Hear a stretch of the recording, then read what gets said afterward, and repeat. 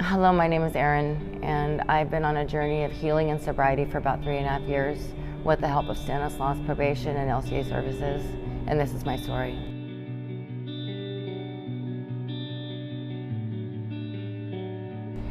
I grew up in a small mountain town. I was surrounded by an awesome family, people that loved me. I had a great childhood. I love the outdoors.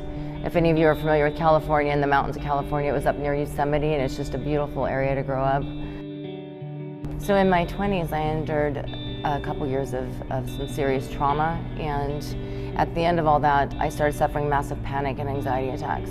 I developed a fear of leaving my home and agoraphobia, and I was very mentally ill. I would call it probably a psychological break that I had with no relief.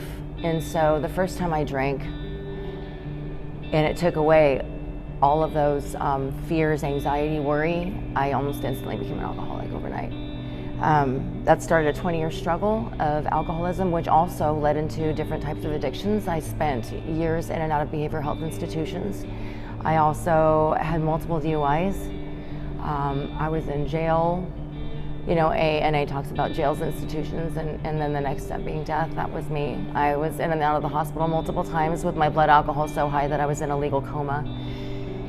I despised alcoholism and addiction and everything that had to do with it, but I just couldn't escape from it. I would just get 2 to 3 years sober and I would fall back into these patterns. And I know now that it was unhealed trauma. There was a lot of grief and pain, and I was just never willing to walk through it and face it and heal. So these unhealed emotions just continued to grow, and there was just a greater separation over the years. It just continued to make decisions that just made my family lose faith in me and my children lose faith in me. Let's say about 4.5 years ago, I had relapsed yet again.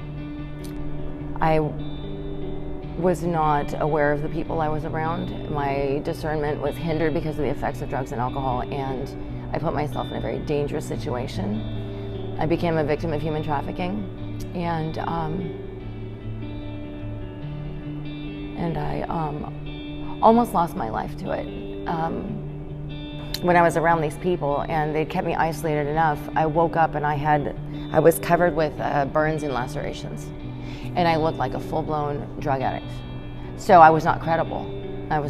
That's what it started with, just hanging out with them from time to time and being told that those things never happened to me. And then at one point when I stayed the night with these people, that happened. I don't know how to explain it. I kind of been passed around. I barricaded myself in a hotel room. They had me in the hotel, and I had kind of locked myself in there. And I think that, I know the manager, she noticed something was wrong. She ended up calling the fire department, and they saved me. So, but it was weird because I'd been there 2 days, and completely covered head to toe, and just in burns, and completely suicidal, and wanting to die, and terrified for my life. And I locked myself in there, and I prayed.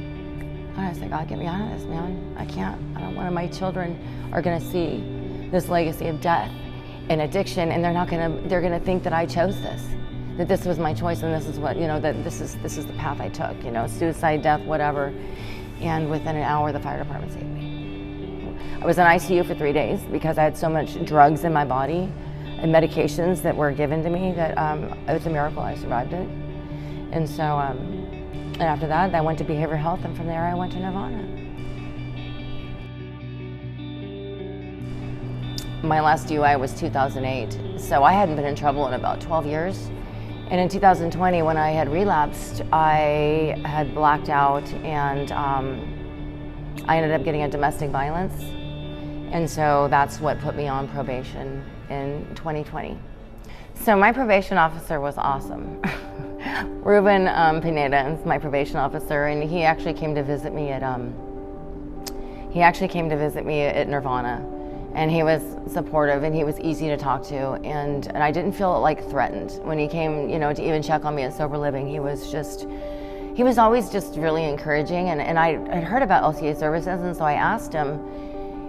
And so when I had moved to Modesto, I started classes here at DRC, and And I was able to attend LCA services through that. I needed it because as much as I wanted it, I had a lot of fear in doing new things. So it was really helpful that he had referred me to this program. Once I was here at the classes, LCA services taught me how to do like anger management, effective communication, goal setting.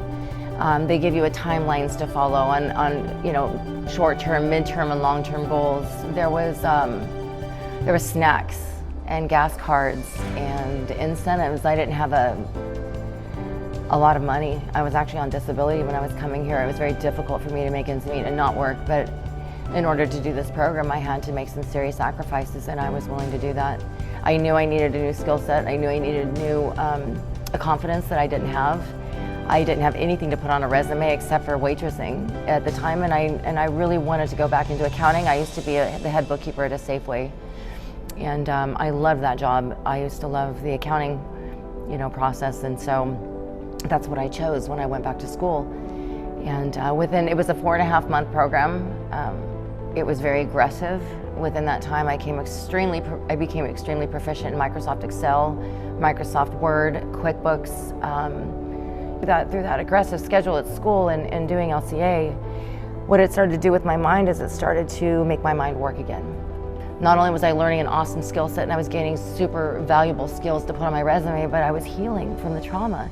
Had I not been on probation, I would have never been able to attend LCA, and this would have never been an opportunity for me. So there's so many benefits. I remember complaining.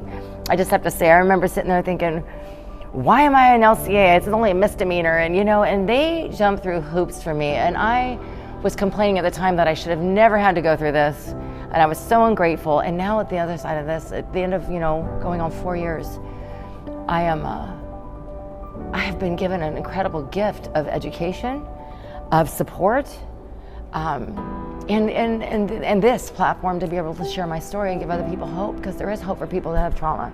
There's hope for people like you and me that have suffered these horrific things, and you can overcome and have peace.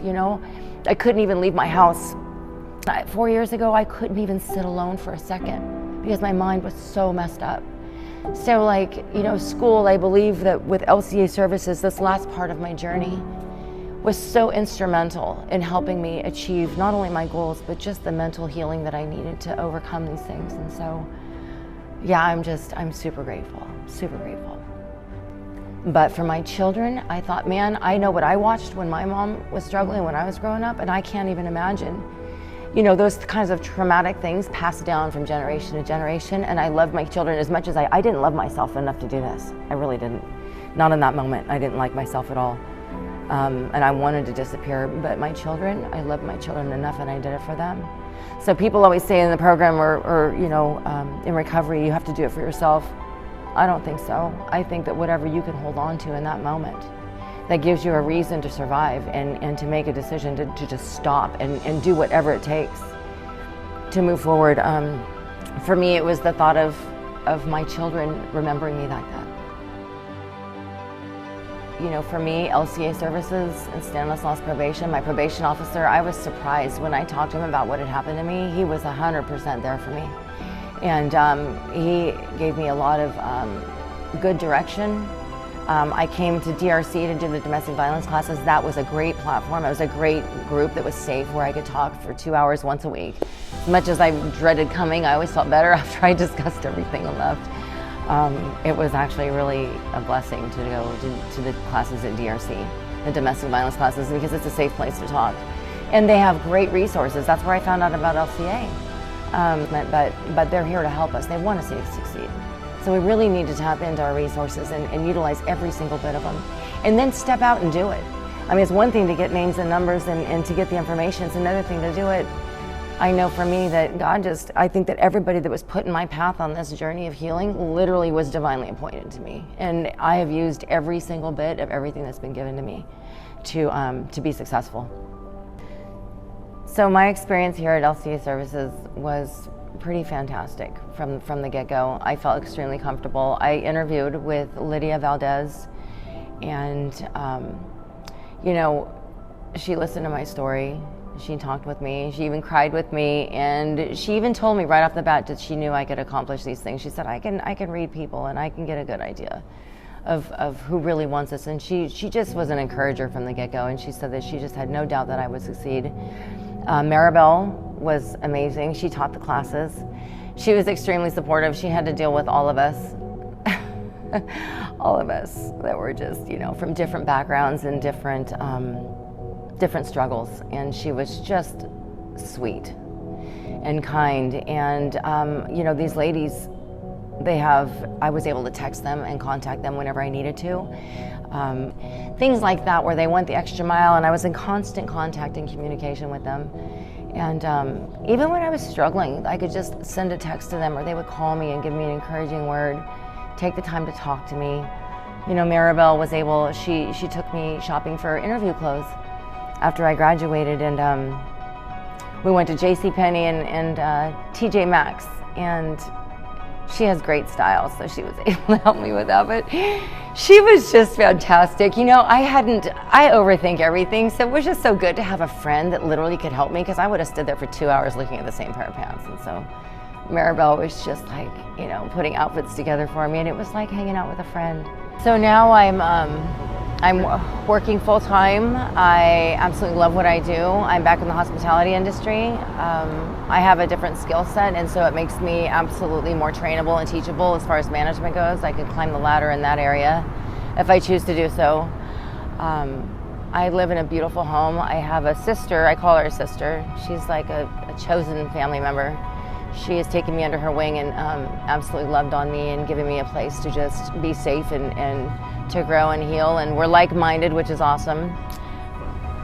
So now what I do for fun is I go camping. About a week and a half ago, I actually went out to the lake, and I pitched a tent and bought a kayak and spent time out at the lake by myself. And it was incredible. I keep doing little things like that. I'll take trips to the mountains.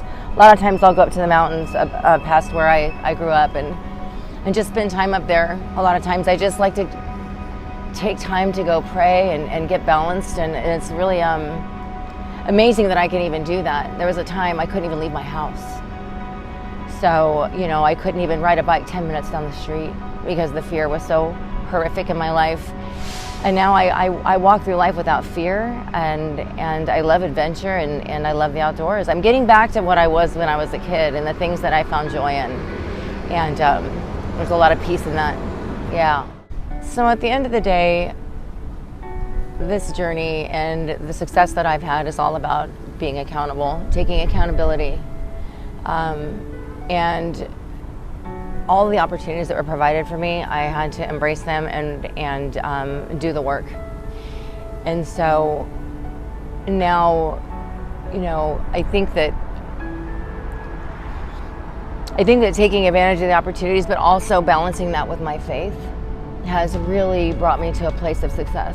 I didn't think, there were some days, where I would go home and I would have to sit with myself and my prayers and my and just walking through, like, the healing was so important. In that downtime, it was the prayers and the faith that took me through the rough spots. But every day stepping out and doing what I had to do and not giving up brought me to this place I am now. And there was a lot of healing in that journey. Every step I took, every opportunity that I embraced and I sought through to the end, brought me into a place of complete peace, and it healed my mind and it healed my heart. For this last 3.5, 4 years, I've, actually for the first couple years in my sobriety, there was a lot of fear that I had to overcome. And just by stepping out and doing things and like going camping and coming home, I made it safe. Those are giant milestones for me, milestones. And every time I do something like that, where I push myself, I actually overcome a little more every time. And so just like with school and with LCA and what they've done for me, probation, just taking advantage of everything that they've given me, and every opportunity it makes me emotional.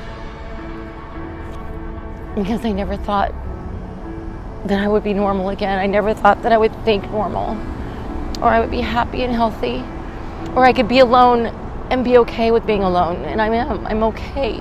I'm more than okay. I'm like at peace. I've never had peace like this in my life. So my faith combined with opportunity, combined with putting one foot in front of the other and doing everything that you can do, will literally bring you to a place of success. I highly recommend you get in contact with your Creator. That's the first step, and forgiveness is key. And from there, the rest just kind of starts falling into place. You just got to take advantage of those opportunities and walk through it.